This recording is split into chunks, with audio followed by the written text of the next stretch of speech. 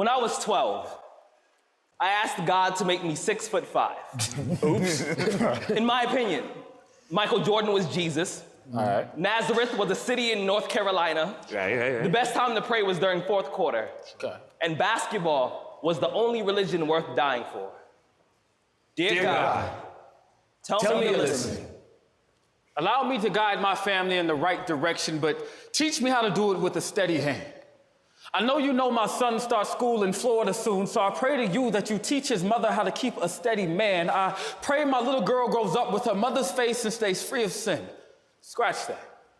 Don't let her grow up. Keep her young.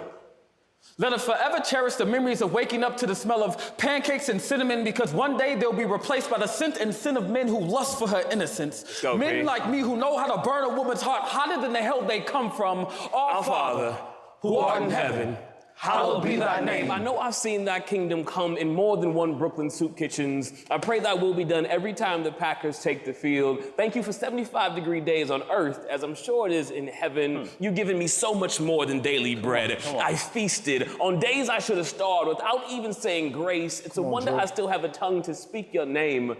Forgive me, Father, for I have sinned. I can't remember my last confession of the last time that I was in your house. I try to look past the pastors who worry about driving home expensive cars instead of driving home your messages. But God, sometimes it's hard. And sometimes I want to know, were the last days last week? Let's go, Sid. Do you weep when you see your children carrying loaded 22s in their palms instead of Psalms 22 in their hearts? But I shouldn't even go there. All I should say is, I'm not asking for anything. I just want to say thank you.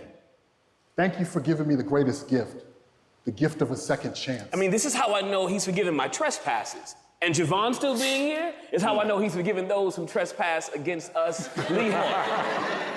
Lead me not into temptation, unless she's butterscotch colored with wash and go hair, a body like a pinup girl, let her cook like Martha, sing like Aretha, and walk like Tina, with the ability to hold me down when I need delivering from evil. May my heart and my bank account always be full, pancakes fluffy, and hands available for your work. I will always be available for your work.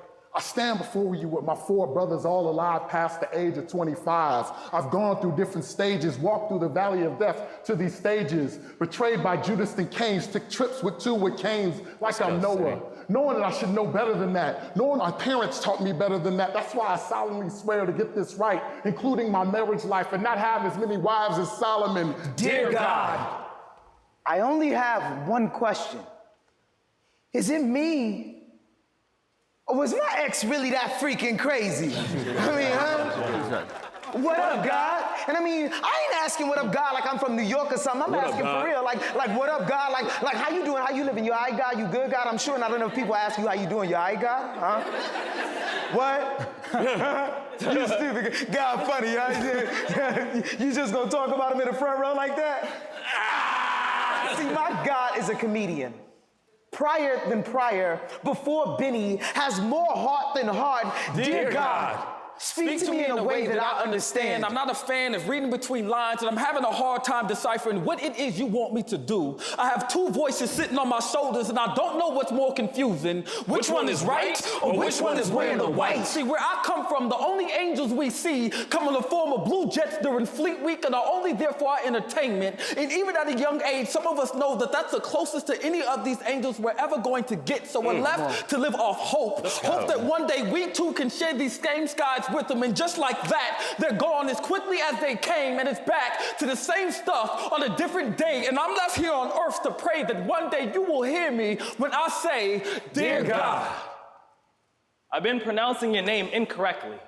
I wrote it down wrong, and I've been saying it that way ever since. God, I'm not sure why you stick around after the nights where I've cursed into the sky, hoping that you hear me. God, do you hear me? This isn't funny anymore. I mean, how do I tell my nephew that his pawpaw may not live long enough to see how bright the sun will shine on his next birthday, because cancer, a sick joke that only you seem to get, is a lot like cancer? How do I talk to a 3-year-old with an entire funeral procession always exiting my throat? I told you that gods need people more than people need gods. I've looked you in the eye and said you are nothing without me. I'm sorry for treating you like a slot machine inside of heaven's casino, throwing quarters into the face of salvation, hoping a blessing will still have the nerve to kamikaze into my lap. I'm sorry. For being more of a test than I am testimony, for always being whispered razor blades, for treating prayer as nothing more than just a burning building I'm always ready to jump from. God, Do you ever get tired of being the glass that we break when all of the options have failed? Dear God, are you ever tired of being an honest insurance policy long after we failed to keep up the payments? do you ever hate the sound of our voices? Are you disgusted when we ask you for something without thanking you for everything that you've already done? Do you ever get pissed when we take credit for our own success? I imagine some days you clench your fist tighter than a bear trap with a closed mouth. I imagine some days you close your eyes, send all the prayers to voicemail, and let us sort things out for ourselves. Join the flow on Twitter. Tweet us at Verses and Flow.